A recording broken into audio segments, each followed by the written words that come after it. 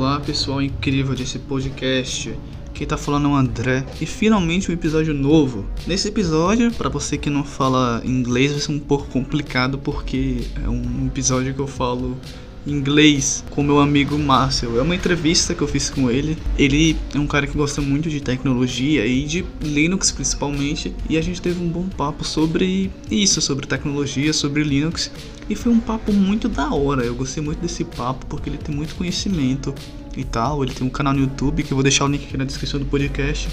O nome é Penguinbyte. Se você não manja de inglês, eu sinto muito. Vai ser meio paia porque é um episódio muito da hora. Eu gostei mesmo de falar com ele. E sei lá, eu espero que vocês gostem desse episódio. Foi muito legal gravar com ele. E se der um bom retorno, já que foi um puta episódio grande, eu posso fazer outro episódio com ele. É isso e até a próxima.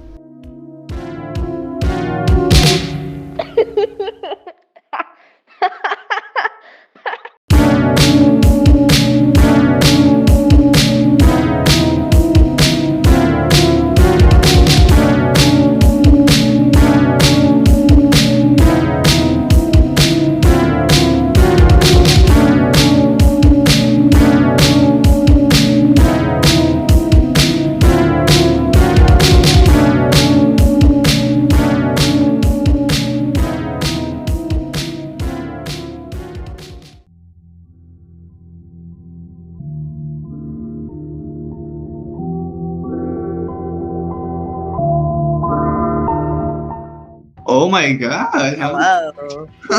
Hello. Let me see how do I start this shit.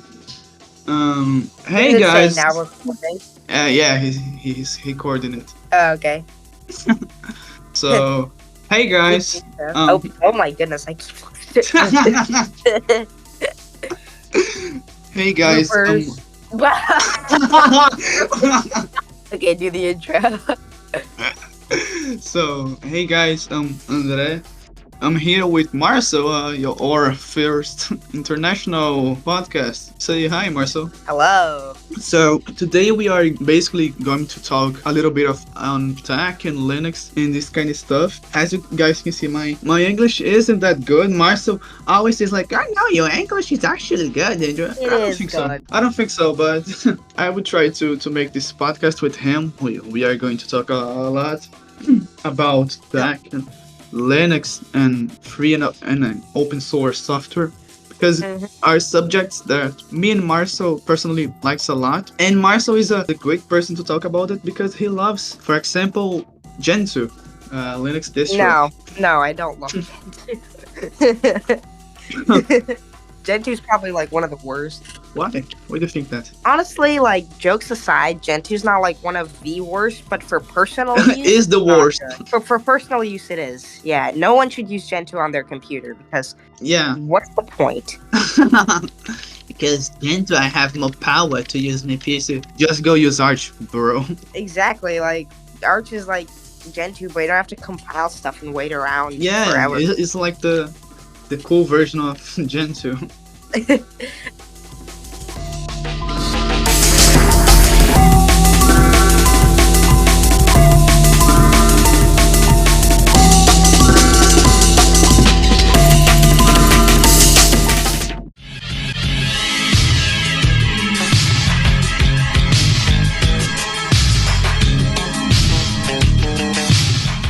So, I have some questions for you, Marcel, about this subjects. Can you answer?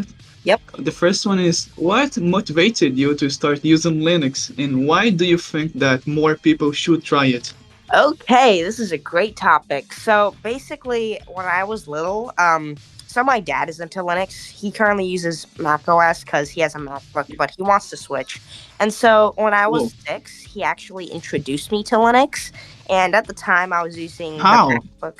So he just kind of like, we were just like walking outside, and he kind of just told me about this Linux operating system, right? And we were talking about it. And also, at the time, I was using like a MacBook for like homeschooling. It was online school at the time. I'm like fully homeschooled now, but at the time I was doing it online, and so I had to use a computer. I see. And so we had this like old Windows like HP Pavilion lying around. It was a really old one, and Mm-hmm. so firstly, we were just kind of talking about Linux, and he was telling me, oh, it's gives you a lot of freedom, right? It's very secure and It's stuff. free, Free, lightweight. and I was always kind of into computers, so this really caught my interest. So Yeah. we went on to I think it was Frostbytes, and we looked for like Linux distros for kids. Because I was Yeah. 6, obviously. I don't think I would have been able to handle the full Yeah. shebang yet. You should try Gentoo or Arch has the first distro. To be honest, imagine use Sugar on a Stick. I'll actually get into what I think about using Arch as a first distro. But yeah, I started with Sugar on a Stick because that's what we saw on the website, and I picked it for some reason because it looked cool to me. 6-year-olds. Yeah. And then DY now sucks. yeah, and when I actually like tried Sugar on a Stick, it was honestly not that great. I wanted to switch, but I for some reason forgot to ask my dad to do that. And you'll be surprised to know that I took out the USB, right? I just powered it on, and I saw this Windows 7, and I never used Windows in my life at that point, right? And obviously, I knew nothing about computers and how bad this operating system is. So I just kind of like used it for a month and accidentally forgot about my USB stick because basically when Windows 7 was just it was clunky and shit and stuff. But the issue with Sugar on a Stick is since I chose the super simplistic distro, I had absolutely no clue how to install apps. And because on of Windows that, 7? no, on Sugar on a Stick because I see. So Sugar on a Stick is based on what? It's based on Fedora. Oh my god, that's why you didn't know how to install it. No, not that. It's because there's legitimately I legitimately don't. No, I still don't know how to install apps in the Sugar desktop environment. I got it. Yeah. So and there's no app store. I don't even know where the file manager is, if I'm being honest. Yeah, the Sugar desktop is it's super limited. It's definitely for kids, and so yeah, of course, is the goal. But even early at 6, I loved tech a little too much for these simplistic operating systems. Well, not operating systems, but desktop environments, right? Yeah, the idea of having like a fully iOS for kids is cool, hella cool, in my opinion, because I think that kids should look more into PCs, and so because I think that this new gen only uses phones, and here in Brazil, for example, the kids and teens actually, the most of them doesn't know how to use a computer, you see.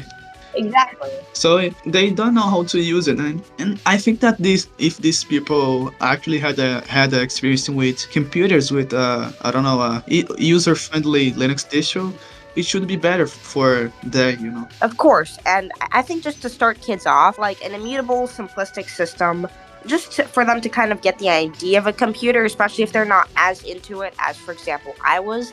It's just nice to learn computers. The idea of Linux is a very good idea, in my opinion. Of course. But I should have chosen something like Chemo, which basically was a kid's distro that had the XFCE desktop, or I should have chosen. I love XFCE. Yeah. At the time, though, even at the time, I loved the way GNOME looked, but I thought Fedora was one of the too advanced, adult distros. That's adult distro? Oh my god, they use DNF. Oh my god. Somehow, I thought that, like, Fedora and Ubuntu and those were, like, distros for, real adults, not for kiddies. For people who actually use computers for hacking NASA. Yeah. But for somehow, I thought that Kodachi was perfectly manageable for me. What the fuck? I looked at Kodachi and I was like, yeah, I want that. As the thing is, we were looking at the list of Linux for kids, right? Linux distros, and we accidentally clicked on a different article about secure distros after reading on that Linux for kids one, and I saw Kodachi and mistakenly thought that it was for kids. And Uh-huh. Kodachi, I really like those more advanced interfaces because I was more into computers. So I was like, I See, think I yeah. prefer that over this random circle of maze and this app that's like a frog and you tell it to put in and it says something. Mm-hmm. Sugar on a Stick just has these really basic apps. And definitely Yeah, for it's fun. kids. Yeah. Yeah. And I actually did find them kind of fun, several of them. I love the maze app. That still gives me nostalgia because I would, Yeah, go through a few mazes. I And could imagine. yeah. But eventually I kind of I outgrew Sugar on a Stick. I used Windows 7 for like a month before Dad said, wait a second, buddy, you're supposed to be using Linux, not this. So That's this piece of shit. yeah. So but anyways, I wasn't really as into the computer, so he took the computer to use it for himself, and then the battery was kind of expanding anyway, so it wasn't getting as Oh, safe. So he took it away, he threw it out, I see. disposed of it. And yeah, that's that. So then for a while, I didn't really use Linux much, or really any operating system for that matter. Although I would use my mom's MacBook often, but Yeah. not at that time. Not when I was like 7 or 8. I wasn't really using any form of computer or mobile device at that time. And sorry, also all this like Sugar on a Stick stuff happened when I was 7, not 6. Yeah, so then at like 8 or so, I don't remember exactly when this happened, but my dad wanted to try Linux on the MacBooks. So he installed Elementary OS, dual booted Elementary OS on his MacBook With Pro. Mac. I see. And coming from like Mac OS, right? I really loved Elementary OS. I still do. I just love that like user interface and just the layout is really appeals to me for some reason. And Mhm. but the issue So, yeah, is I think that the elementary OS can be really cool for people who came from macOS because I really see that they are a lot similar in my opinion, macOS yeah. and elementary. And the A funny lot. thing is, I actually preferred Elementary. I was like, I don't really like Mac OS anymore. Elementary's where it's at, bruh. But Yeah. but the issue is that because of Apple's, I don't know if Apple has some like hardware or firmware or something, Elementary OS would crash every 10 minutes and then the Apple logo would show and it would go into Mac OS. Yeah, I see. And so it's so weird. Basically, we would just kind of like play around the OS, right? We would like I just love the UI, so I was just checking everywhere, downloading apps and stuff. It's really I fun. see. It was at the time of Elementary OS 5.1, what was it called, Hera or something? So if anyone wants to know when that happened, approximately what time frame, you could see when that was released. But it would just like every 10 minutes, it would kind of just go black. The Apple logo would appear, and then the macOS loading screen, and we didn't even touch anything. So Yeah. that really confused me. So we weren't really able to practically use Elementary OS since Apple would keep shutting it down and, sending us to its operating system instead for whatever reason. And so he had to remove Elementary OS and he just kept using macOS for a while. And that was that. Until, but before we actually get to that, also back when I was like 7, right, and I was discovering Linux, I remember my dad told me about this Purism. And he was like, look at these laptops, Convergence and this and that, and it runs Linux. I was like, ooh, cool, da, da, da. But the first thing I said was not, ooh, cool. Before he even mentioned Purism to me, I thought like Macs were like the only computer in the world. So he goes, Yeah. I want a MacBook when I'm older. And he goes, no, there's better computers. I'm like, no. Yeah. And he goes, yeah, look, Purism. What do you mean by other computers? There only has like macOS. What do you mean by other computers? No, I mean like he said, other computers exist. Like MacBook is not the only thing in existence. Yeah, I mean this. I'm with that. My 7-year-old self wouldn't know. So, I mean, like way too much information for my head. Exactly. When I would online school on his MacBook Pro, I was not. I would just minimize the Firefox tab, create some random files with random file extensions, and just like play around with macOS in all these ways. I see. I even changed his computer's name from his name's MacBook Pro to Marcel's MacBook Pro, and he was like, "Wait, why does it say that?" So he was like, "Set this back." So I had to set it back. But good times. I think I once like also may have damaged a critical component, and like the system started glitching, and I was like, "Oops, Oh, oopsie, whoopsie. oops." Yeah, but that hasn't really caused any problems. I see. So yeah, and I learned about Purism. We never ended up getting a Purism laptop for obvious reasons. We're still just looking around the Linux ecosystem, but you know, I wanted a Librem 5 at the time, and thinking back, I do not want that old fat calculator of a phone, but Phone Pro is more my thing, but I'm getting a Pixel anyway first, then I'll get a Linux phone, but that's off topic. Yeah. And then a while later, after not really playing around with computers too much, I started to use Mom's MacBook more, just to browse and stuff, see videos, kid things. And eventually at, like, I think 2020 or 2021, so in 2021, I was 11, and at 11, honestly, I don't know. So I was just looking at tons of Linux videos. Tons. Like, I was really, really into Linux at this point, but I haven't even used it for myself except for Sugar on a Stick and Elementary OS for 10 minutes, but that's about it, right? So, yeah, I was just kind of, like, man, at this point, basically, This Linux is cool, huh? This Linux thing, huh? Yeah, that was me. That was my thoughts.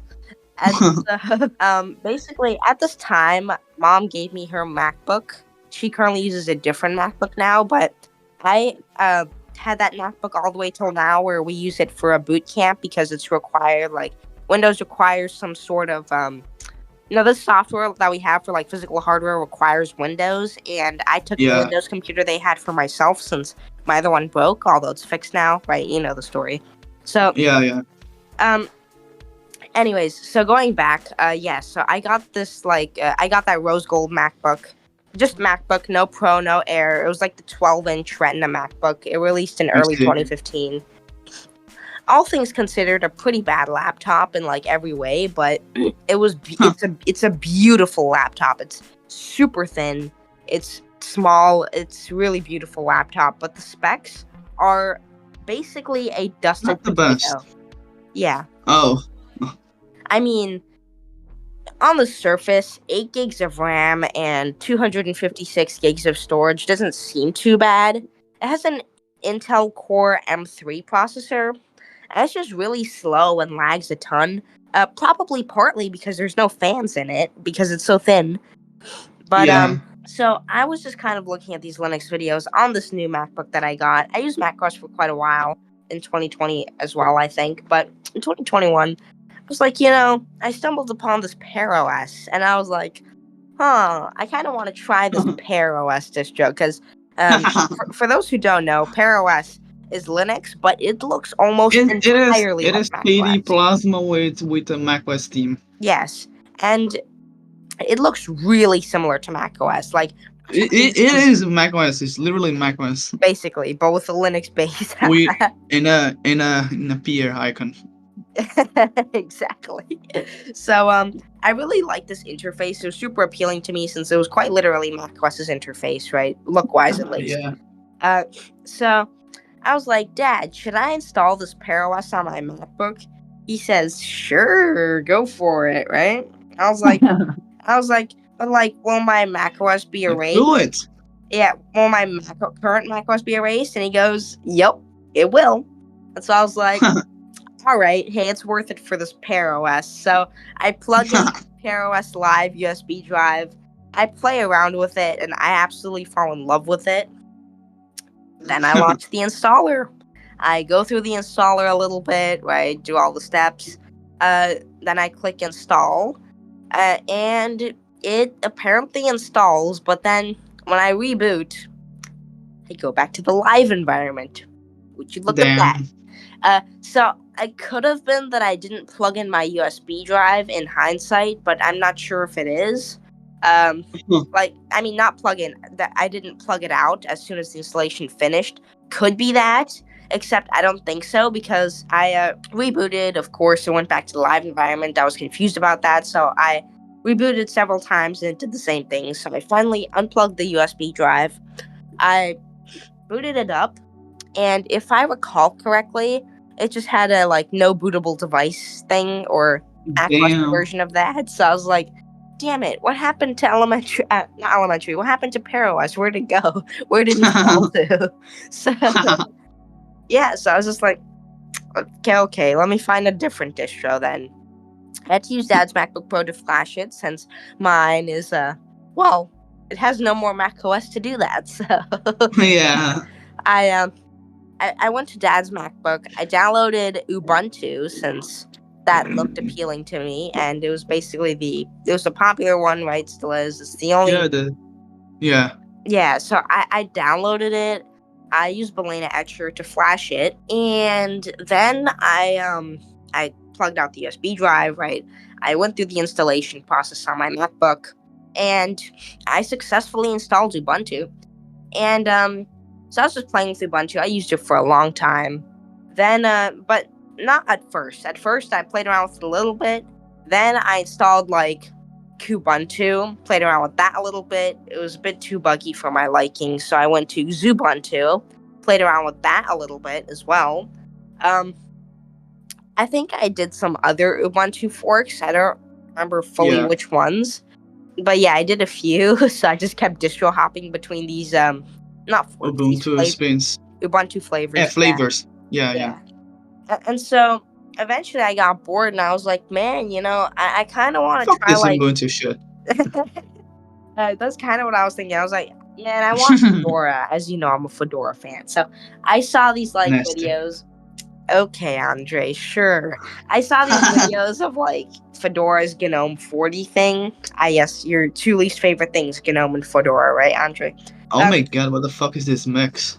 Hell. So I saw, Fedora introduced GNOME 40, and I was like, man, I really want this, right? I don't want this modified Ubuntu themed GNOME. I want pure GNOME. So vanilla GNOME, yeah. So I tried to install Fedora at least. I flashed the USB stick, right? The usual. I booted into the live environment just to figure out that my cursor and keyboard did not work. And damn, it seems that was because of drivers for this MacBook not being included in the kernel of Fedora. Damn. I did some research, and it turns out that the only legitimate Linux distro that actually supports my MacBook is Ubuntu. Not Arch, not Fedora, not NixOS, just Ubuntu. Not even Debian. So I was like, damn. Oh my god. Yeah. So I was like, okay, well, that's rather unfortunate, but I guess I'm locked into Ubuntu now.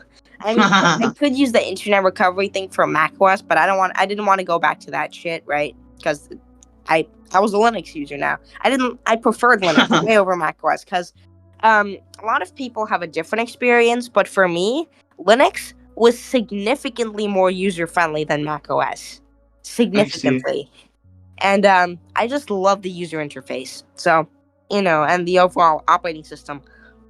So I versed myself into the realm of Linux and looked at some terminal commands and stuff, and sudo apt install. Yeah, and I became a little. I considered myself a basic Linux wizard. I then tried XornOS, and because XornOS is Ubuntu based, it actually worked. So I used Zorn for a few months or something. I loved Zorn. I absolutely loved Zorn. It was probably my favorite distro that I ever used. It's not a bad distro. It's not. It isn't. And so I absolutely fell in love with Zorn. I used it, and then I don't exactly remember why I did it, but I went back to Ubuntu, and would you look at that? I ended up using Ubuntu for 2 years. Damn. A long time. And I liked it. right? Of course, Ubuntu's Ubuntu. It's not a bad distro. So I did light stuff at the time. I wasn't as busy with like stuff like work like I am now, because well, obviously I have a full, channel and stuff. I have a lot more. I rely on my computer a lot more for like doing things. Yeah. So I need a reliable distro. At the time, I was just like watching videos and stuff, and so yeah, it just worked. But there were some issues, and they weren't Ubuntu issues. It seemed like they were MacBook issues. Firstly, because there's no fans in that MacBook, and I presume maybe a lack of optimization, right? Or maybe drivers or something. Yeah. The computer would get hot and laggy very quickly, and sometimes it would just completely freeze and then shut down. And then yeah, and so these issues are really annoying to me. And also like the suspend screen, it would just freeze. Like I couldn't put in my password or anything. I need to hard shut down and restart my computer. And Yeah.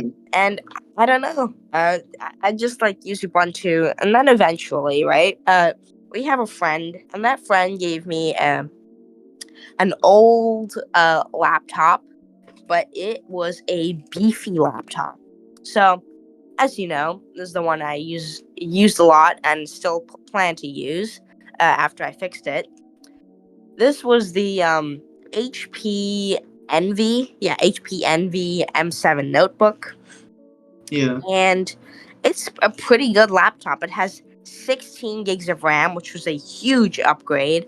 Yeah. Also, a whole terabyte of storage, which I've never even gotten to half of, because it's an enormous amount, especially compared to 256. And Yeah. and so I got this HP, and I had Windows 10 on it, and Windows 10 was extremely laggy, presumably because maybe this laptop hasn't been like cleaned, or just the HDD's too old, something, right? And so, Yeah.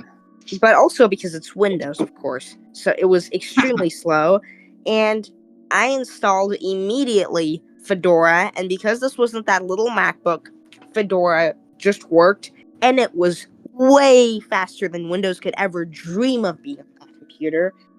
And it was a great experience. I loved Fedora. I used it for a whole year, and it was by far and still is my favorite distro.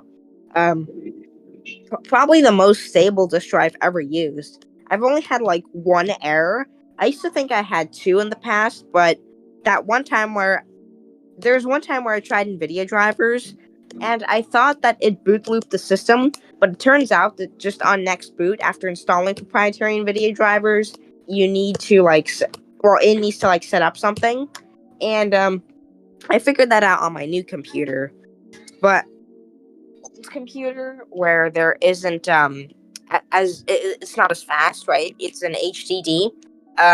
Yeah. Things were a lot slower, and since it took such an enormously long time, I thought my system just boot looped, because there's also no real progress indicator, right? Yeah. But yeah, I just had to wait a little bit longer, and I would have been in my new NVIDIA Fedora desktop. But fortunately, unfortunately, I didn't really figure that out yet. So I tried rebooting and rebooting and rebooting multiple times. It would still take forever to boot and wouldn't even boot, right? It would just keep loading. And so I clicked escape to look at System D and see what was going on behind the scenes. And it was just like a progress indicator, but it was just going back and forth. There's no information on where it actually was at installing this AKmod thing. And so because of that, and I didn't know that it was installing AKmod, I just thought that there was some sort of issue and that NVIDIA bricked my system. And for a while since then, I had a perpetual hate for NVIDIA. A big hate for NVIDIA for literally, in my eyes, boot looping my system. But, recently I figured out that was not quite the case. Yeah. So yeah, then I just used Fedora for a whole year, of course. I loved it. And the only really one time I had an issue is I think I overloaded my system with apps, and it just crashed because there's too much going on. I'm not sure if that's a hardware issue or like specifically a Fedora issue, but it only happened like once. Um, the rest of the time, I could say it was mostly perfect with Fedora. I really loved it, Mm-hmm. and of course, I wasn't I wasn't as much of an expert at Linux as, for example, I am now, but I knew quite a bit about Linux, and so you know, I installed the codex eventually when I found out that that's a thing you could and should do on Fedora, and I Yeah. just used it. It just works. That's what I often say about Fedora. And Uh-huh. then, as we know, I caught the distro hopping fever, and I was like, for a video, what if I try Arch for 30 days? Because I've never really tried anything else other than Fedora. And it's funny Mm-hmm. because prior to that, I'd have ideas of distro hopping, but just because Fedora was so good, for me at least, I immediately shut them down. I was like, okay, I'd like to distro hop, but what's the reason, That was like, all right, screw it. Just for the heck of it, I'm going to try Arch for 30 days. As you know, now And I started this whole thing of trying distro for a month. Yep, but now I just have tons of videos trying distros for 30 days, and now Alpine, Katie, Neon, everything in the Arch. book, bruh. Well, not everything in the Yeah. book, but several distros. I wish you are going to do which now? So I'm currently testing like GNOME 46 and Fedora 41 beta, so I will give my conclusion to that when the challenge ends. But yeah, that's right I now. see. I really like Uh it because I love GNOME yeah. 47. I started using Linux back in December 2002. I actually tried to 2002? yeah, I actually tried to start using Linux in the past in 2019, I think, Wait, trying to install what? did you mean 2022 or 2002? No, 2019. Oh, oh. The first time that I tried to really to have a look in superficial look into Linux was with a virtual machine in 2019 trying to install Ubuntu on a virtual machine. I don't know what the hell I have done wrong, but I don't think that I was able to do this. Maybe because I was uh, uh, an idiot kid. I don't think that I figured out how to install it. I was like 10, 11. I The don't funny remember. thing is, when I was like 11 or 10, I also actually tried Ubuntu in a VM, and for the life of me, at first, I just could not figure out how that thing worked, but eventually I did. Yeah. So, yeah. So it hasn't worked. So I was like, oh fuck it then. I can see about Linux after, and like three uh 3 years later, like in 2022, I was like, oh my PC is a piece of shit. I gotta see. I was into like trying Windows different ISOs, basically Windows Lite. I don't know if you Yeah. knows it, I, but not light, no, not sure. it's like ISOs like by the community, Mm. like people Oh. who modify the Windows installation with Is it like Atlas OS and Revy OS and yeah those? this kind of stuff. I see. In Brazil, we got a lot of this weird ass Windows ISOs. So I was tired of installing this piece of shit because it's I don't know it is hard to find one that really works well out of the box. So I was like, I don't know what to do now. My PC sucks, Windows sucks. I gotta see an alternative to make my PC usable.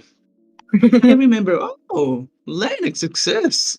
At the moment I didn't know a single fuck about Linux because, as I have said, I was an Windows meat rider, so I really didn't know a single fuck about Linux. I only knew that oh my god, it's free. Oh my god, it's open source. And I I didn't even knew in the past what was open source correctly. So I was like, oh, let me download Ubuntu. It took Mm. me a while for downloading it, making the USB drive to the bootable one. And Mm-hmm. I installed it, and it was whoa! It was a little bit crazy because as my PC in the past was a piece of shit, obviously it has a little bit of lags, but it still was way more better than Windows, of course. I have some issues. I use it like for, I don't know, 2 or 3 days, Mhm. and I uninstalled it because it was a little bit laggy. And then I was thinking like, oh, it is different. It's a whole new experience. It's weird to see about it, Mhm. but it's cool. I like that. Yeah. I was thinking like, oh, I gotta see more about it. And then I started to look into more distros. And then I found my my love in the past. Linux Mint. I started to use it. The Cinema version was a little bit I forgot the word. Fuck. Ike. Yeah, for my old PC, the Cinema version. Mhm. And I tried to the XFC version. Oh my fucking god, what a fucking good distro. I used it like for 2 years, one Wow. year. It was awesome. I never had issues with it, and it was a really cool experience. And for some reason, I was thinking like, oh, I can try another distros. So I tried to use Ubuntu, and as you have done, Yeah. used some Ubuntu flavors. It Mhm. was good. And then I started to use Debian. It was fucking great. I started using Debian and KD Plasma and like Fabulous. together. And what's cool, I love Debian stability with KD Plasma. I know that you dislikes too much KD, but I never had actually problems on it. So Mhm. it's been a good experience at all. And It also is you stable, prefer fast, lightweight. Yeah. like more like traditional Windows like Yeah, UIs, right? I'm not big a fan of, I don't know, macOS UI, and I Yeah. don't know. I just dislike it. It isn't bad at all, but I just dislikes it. It's not my type. Yeah. So I was I started using um Debian and KD was cool, and then in this time in the beginning of this year, I think I was scared of using Arch because I was always been taught that, oh my god, Arch is for advanced users. You cannot use it. You're a noob. You gotta use a terminal. And this time I didn't fear the terminal, but I think that I didn't know about the Arch install script, Mhm. and I was like, oh my god, imagine installing a whole system using the terminal. And for some reason, I was at Marcel's server in Discord, and some people have told me and making me to use it Arch for its time, and I try it. Mhm. And my boys was awesome. I love Arch. It was a little bit more hard to install by the first time, but I figured out how to use Arch install correctly. And my boys, I love Arch install. It's so fast and easy to set up. I can like install Arch on my PC, setting up the configuration like Yeah. 1 minute now. I'm not even joking. So I'm in love with Arch. For me, Arch was the same actually. So at first, I looked at it and I was like, geez, these like people installing it, this looks so hard, right? Like I could never Mm-hmm. figure this out, you know? Yeah. Gosh, it's too hard. So then I just kind of like I really want to try it, right? And you know how I Yeah. first got to trying it? Yeah. It wasn't actually the Arch 30-day challenge. The way I did it Mm-hmm. was actually with my Arch installation guide that I made. It was one of my first videos. And so I made it, and I kind of just like I was scouring the internet for how to install this thing. I was looking all through Arch's wiki, and some of it was just too confusing for me. And so I had to like really, search a lot. Mm-hmm. Me Eventually, too. though, I got it. I created the installation guide, and funnily enough, for manually installing, I still use my own installation guide. Yeah. But I used Arch install for like the 30-day challenge, and it worked like a dream. Yeah. At first, Yeah. when I Arch did, is so fucking good. I it love it. is. It legitimately is. It's funny that was an Mm-hmm. April Fool's joke, but it was such a good add-on, Yeah. and I'm glad they didn't remove it after April Fool's. And so also, just yeah, using Arch. in general, I remember the first week of not the first week when I was making the installation guide. Sorry, I remember at first I was just like, it's too hard, but at the end of it, I was like, damn, I really overestimated how difficult this would be, and that's Yeah. I don't anymore overestimate how hard a certain thing is until I try it. Except Gen 2, it still looks really hard, but I've never tried it, so I can't say. But it looks really hard. Yeah.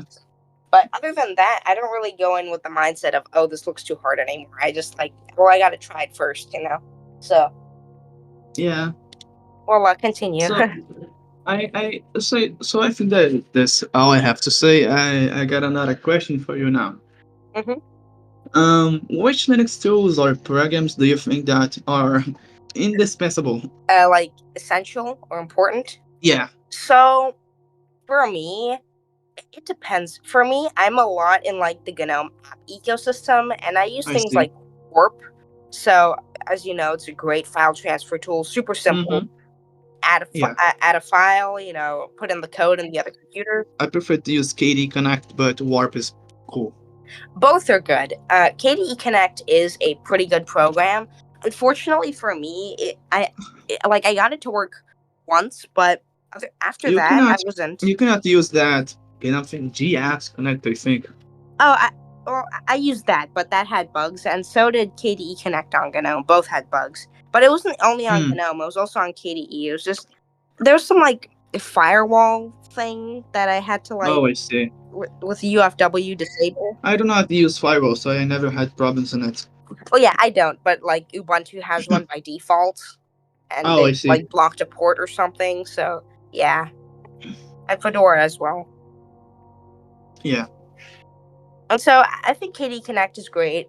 I personally like that with Warp, it's just a code. You don't need any like account or any, you know, connection or anything. It's just like, for example, I can send my file from over here all the way to my friend Eli, all the way, and he's a bit north of me. And you know, it doesn't like matter how far you are. You can just warp something immediately to someone wherever they are. It's just an awesome idea. I really like it. With KDE Connect, you need to be in like close proximity, but it is pretty cool how you can. I've never really fully like tried KDE Connect other than transferring files, and people say it's great. So, you know, it's probably a lot better than I'd give it credit for. I've just never really used it to its full potential. What are your hopes for the future of Linux in terms of evolution and widespread popularity? Okay, so the first step was user friendliness, and we already passed that quite a bit ago. And so, of course, I think that what Linux needs. Sorry if the birds are too loud here. no. I think what Linux needs is, to be completely honest, I don't even know. It could use like codecs being all proprietary codecs being included by default in distros is a step in the towards, kernel. yeah, and also distros. It's a step towards consumer readiness that I think should be taken. Being user friendly at the beginning. Yes, and I think also immutability. Give it some time where they can, you know, improve it. I think that's the future of Linux. And the whole thing of like not being able to install like traditional packages on immutable distros, it's not entirely true because NixOS is immutable, and if I recall correctly, you can like install traditional packages on it. I think that a solution to the issue is, of course, the problem is that immutable distros, they're immutable, so the directory for like traditional apps is read only.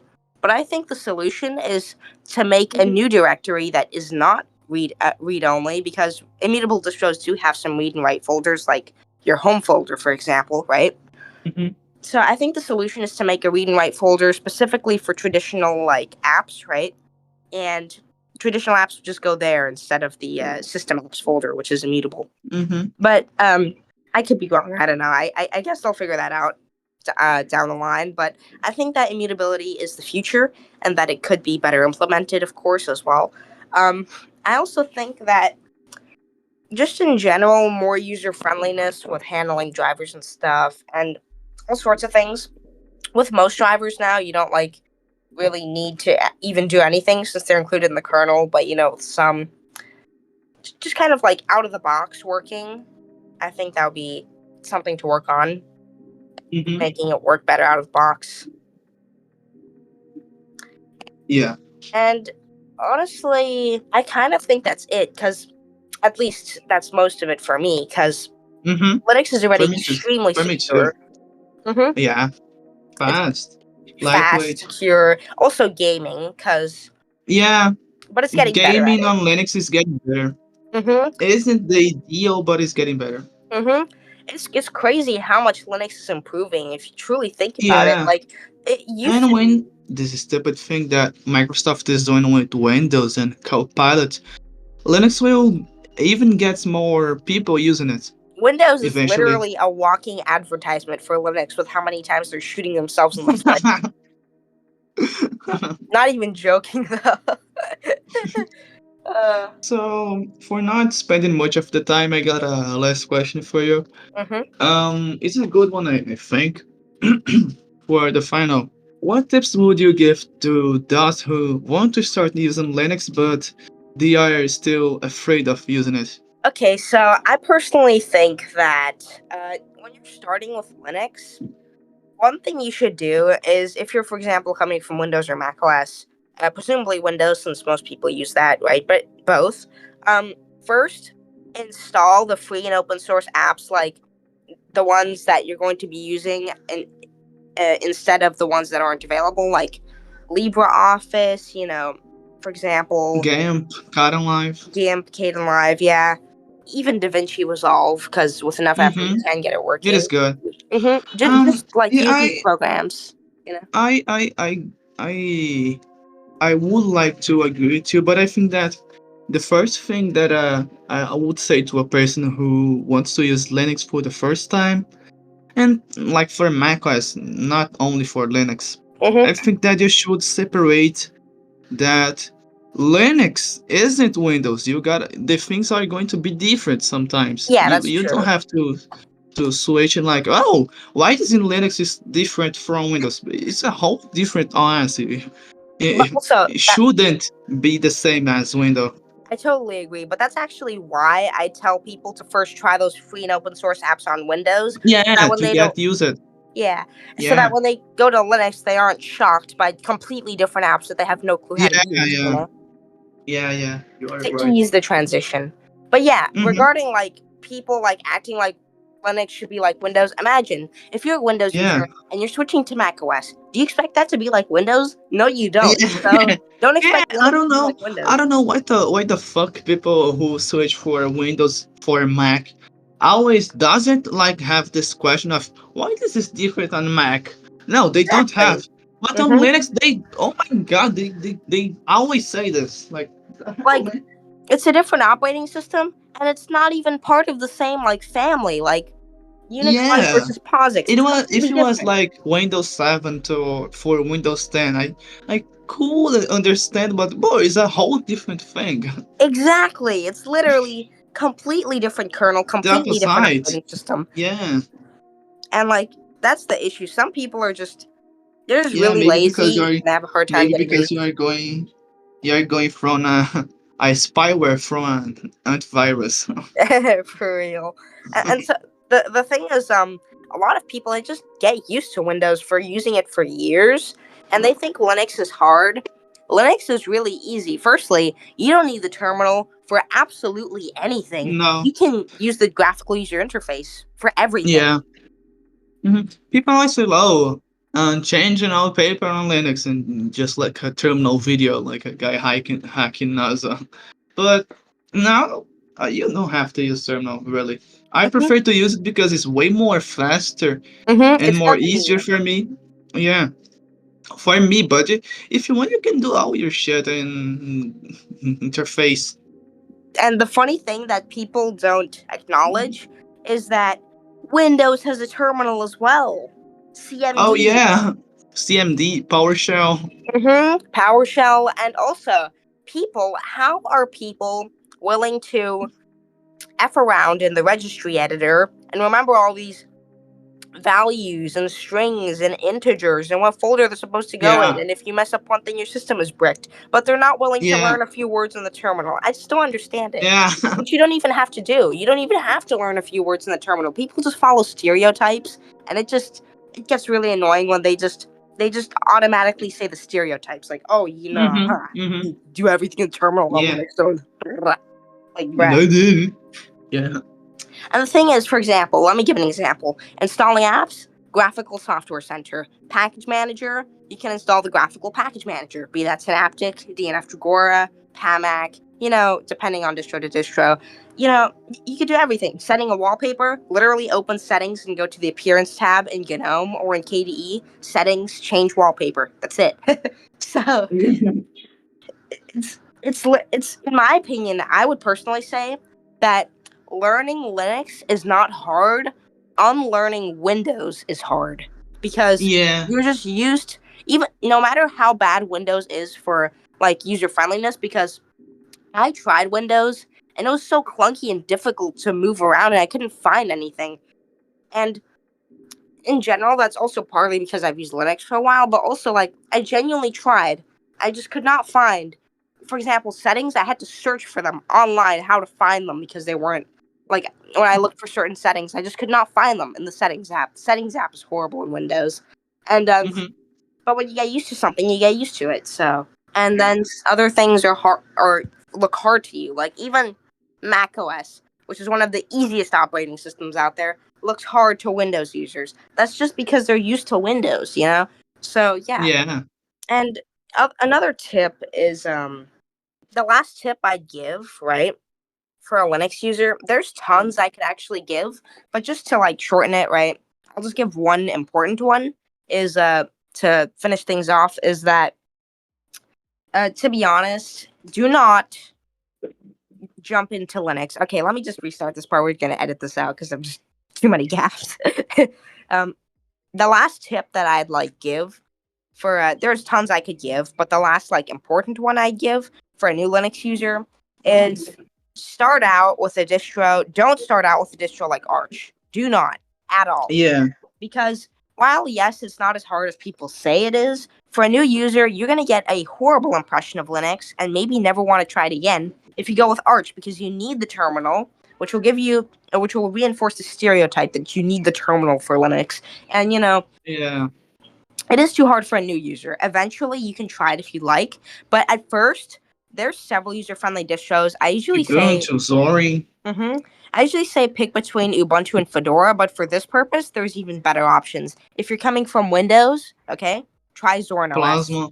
Zorin OS is really good, or Mint if you don't like Zorin. But my Mint first is recommendation, but my first recommendation personally would be Zorin for a Windows user and Elementary Yeah. OS for a Mac user. Those are the Mine two. actually would be Mint and some, like, I don't know, Kubuntu maybe. KD Plasma fits well for Windows users, in my opinion. It does. It is Windows-like. So if you don't like Zorin or Mint, then you can also try, Kubuntu or Fedora KDE if you go that Slackware. route. Or yeah, that's Slackware. Did you say Slackware? Don't do Slackware. So what's this, guys? I hope you like this episode. Was a big one compared to the others one. Even an hour of whole conversation. So was this? Thank you, Marcel, for being here. I'm Marcel from Penguinbyte, and thank you for watching. Yeah, Marcel got a channel on YouTube. He got an X page. I will leave the link in the description of the podcast. He has a really cool channel. He's posted lots of videos on Linux, and if you like thank you. Linux and tech, you should check his channel. It's really, really good. I'm not saying this because I'm a friend of him. I really like his content. I appreciate it. That's it. Thank you for listening. I really appreciated being here, so thank you for having me on. And yeah, this was great. It was really fun talking. Yeah, it was. Maybe in the future we could talk again. Who knows? We'll see. About Gentoo. So, see ya, guys. See ya. Bye. Bye.